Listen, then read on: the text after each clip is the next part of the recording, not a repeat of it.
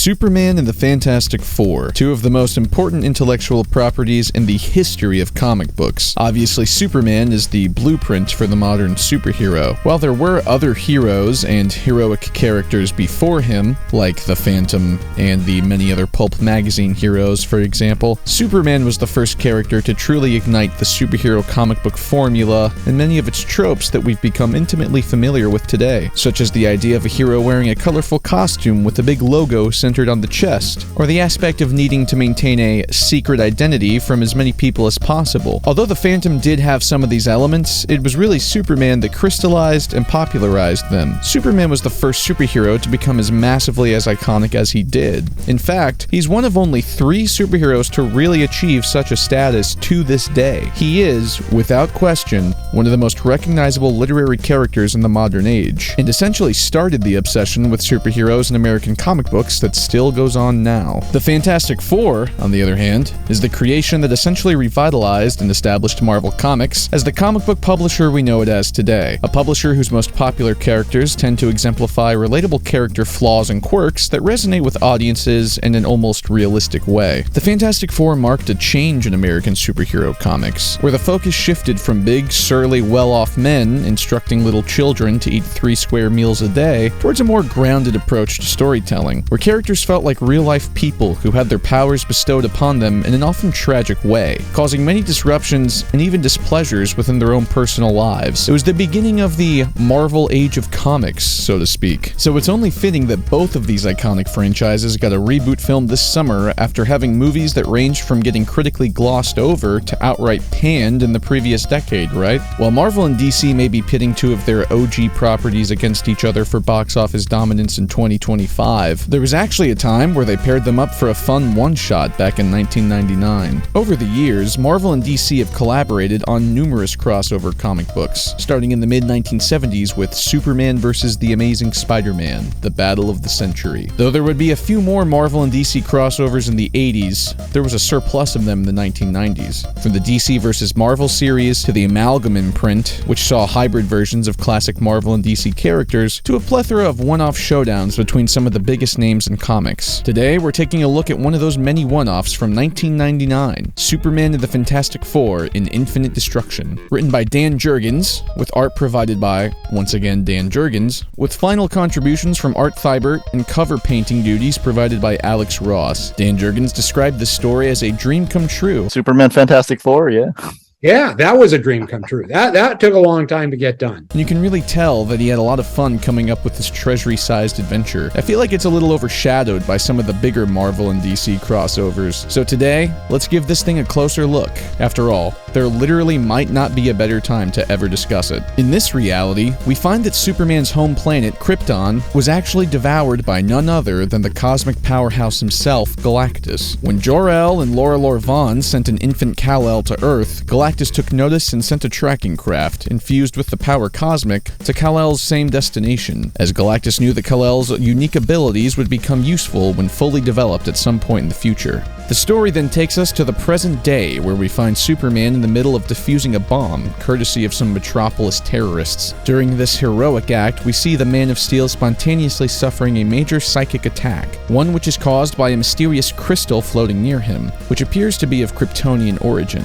We find a holographic message from Superman's father, Jor-El, informing Superman that Krypton did not just collapse from natural causes, it was indeed consumed by Galactus. Jor-El reveals that part of the reason Superman was sent to Earth was so that he could one day put a stop to Galactus' reign of world-eating terror and avenge his slain Kryptonian bloodline. Superman is aware of Galactus being an active threat in the other universe, as he puts it, aka the Marvel Universe, but never considered the fact that Galactus would hop over into his universe, or even worse yet, potentially planet Earth. So Supes decides to head over to the Marvel Universe to meet up with the F4 to get their expertise on how to deal with Galactus. We then cut to Franklin Richards playing with some Marvel and DC toys while reading a comic book. I just love how Superman is an iconic cartoon character in the Marvel Universe, with Franklin regularly watching the show with his Uncle Ben. I love how Ben knows about Bizarro and Brainiac. It's such a fun little story detail. It's like how Aunt May references Peter's comic books and even tells him he's not Superman in the Sam Raimi Spider-Man trilogy. Hey, where are all my comic books? Oh, those dreadful things. I gave those away. You're not Superman, you know. Except Peter has an Elektra poster on his wall in that first Spider-Man movie. So does that mean Marvel Comics are also a comic publication in that universe? But then what about the fact that Jameson references Doctor Strange like he's a real hero in Spider-Man 2? Doctor Strange. That's pretty good. But it's taken. Okay, enough spider talk, back to the topic at hand. Suddenly, the Fantastic Four's warehouse, where they're currently conducting some experiments, is under attack from an alien aircraft which appears to belong to Galactus. Except the person who is turning the Fantastic Four's security defenses and machinery against them is actually Hank Henshaw, aka the Cyborg Superman. Hank Henshaw is a master of technology and technopathy, think Ultron, with the physiology of a Kryptonian. He actually got his powers in a very similar fashion to that of the Fantastic Four. He and a crew of astronauts were completely blindsided by a cosmic radiation belt that spawned pure evil instead of pure hope like the Fantastic Four. As a matter of fact, Dan Jurgens created Cyborg Superman as a Dark Fantastic Four pastiche, and jumped at the opportunity to pull his twisted F4 homage into this crossover. But yeah, to put it mildly, Hank Henshaw is one big bad. Hank has followed Galactus' tracking device from all of those years ago, that has now finally arrived to kidnap Superman, in hopes of overpowering Superman in the F4 as a way to prove to Galactus that he should be the one in cahoots with the cosmic giant. But his wishes are not granted, and Galactus' tracking craft turns Superman into the newest Herald of Galactus, by infusing him with the power cosmic, virtually replacing all of Superman's will with Galactus's. Right before Superman is transported to Galactus' headquarters, Reed Richards latches onto him, taking both heroes to Galactus' home base. We see Reed try to reason with Superman and appeal to whatever shred of Superman's humanity that's left, begging Superman to use every remaining morsel of his willpower to stave off Galactus' planet-absorbing brainwashing before it's too late. Unfortunately, Galactus neutralizes and imprisons Richards, and then completely eradicates the tiny amount of willpower Superman had left, as he is now a complete servant to Galactus. Which is, of course, horrifying. Galactus with Superman as his herald is truly one of the most overpowered combinations in comics.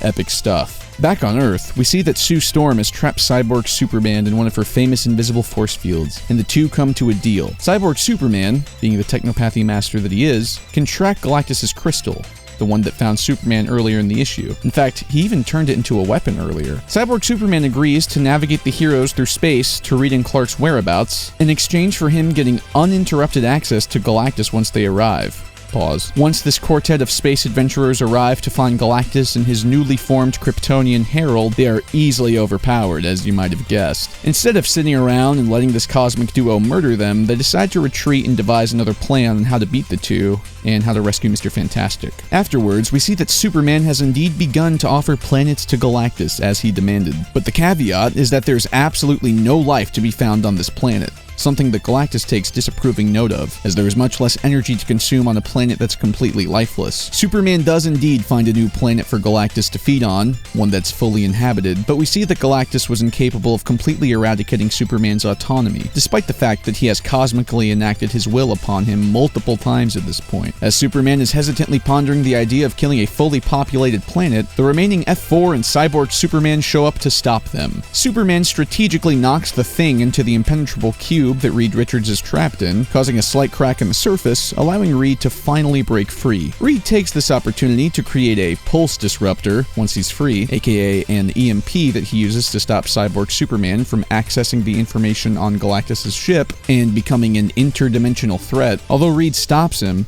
he doesn't ultimately defeat him. That favor is reserved for one ever-loving, blue-eyed Yancey Street native. His famous catchline doesn't pop up in the entire comic until this one fantastic moment. We then see that Superman is struggling to fight off Galactus' final dose of cosmic radiation, the last step before completely surrendering his will over to the planet Devourer. This brings us one of the best moments of the comic. See, earlier in the issue, right before Sue, Johnny, Ben, and Hank left Earth to rescue Reed and Superman, Franklin Richards gave his mother a Superman toy to bring with her and keep as a good luck charm. Franklin is obsessed with Superman, as many young children tend to be. During the battle with Galactus, this Superman toy got mixed up in the chaos, laying around in the rubble surrounding a struggling Kal-El. It's this reminder of who Superman is, of what Superman means to people, that reaches the last remaining remnants of his subconscious, which ultimately allows him to overcome Galactus' mental stranglehold on him. And so, Superman has returned. In their climactic battle with Galactus, the heroes ultimately emerge victorious, with Sue Storm halting Galactus' equipment with one of her powerful force fields just long enough for Superman to guide Reed to Galactus' world harvesting machinery, and instructing him on which components are crucial for converting the planet into food for the G-Man, as he remembered the process very well from the time he spent as Galactus's herald. Reed reconfigures Galactus's tech to essentially work in reverse, causing the energy to withdraw from Galactus back into the planet he was trying to destroy. Superman and Mr. Fantastic won't turn the machine off unless Galactus swears to only feed on uninhabited planets from now on, an agreement he is forced to choose to survive.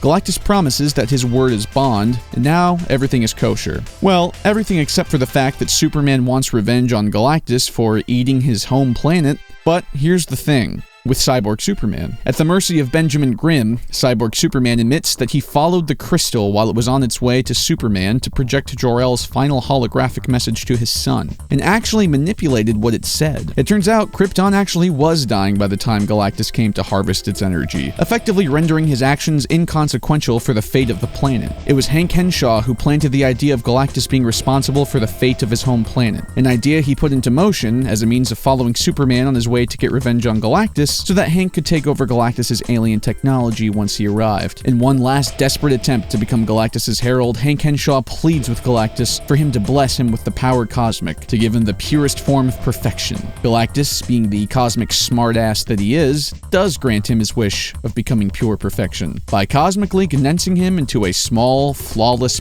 perfect alloy. So the heroes return home to an excited Franklin Richards, overwhelmed with joy that his family and his superhero idol have returned home unscathed. Superman tells Franklin that without the good luck charm that he imparted with his mother before their cosmic trip, the day couldn't have been saved. The young boy cannot believe what his idol is saying to him. Superman not only recognizes Franklin's efforts, but deeply respects them. And as if this wasn't enough of a tearjerker, Superman leaves a gift for Franklin before returning to his own universe, his iconic cape.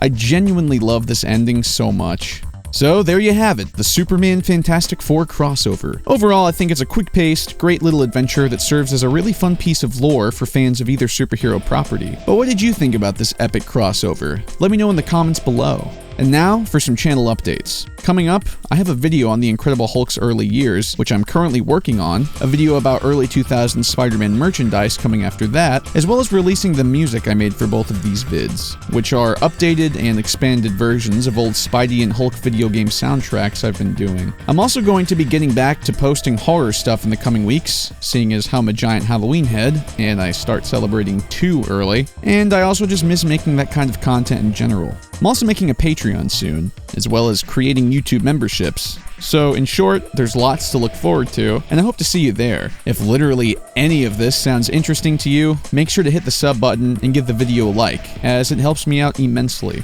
But that's it for now, so until next time.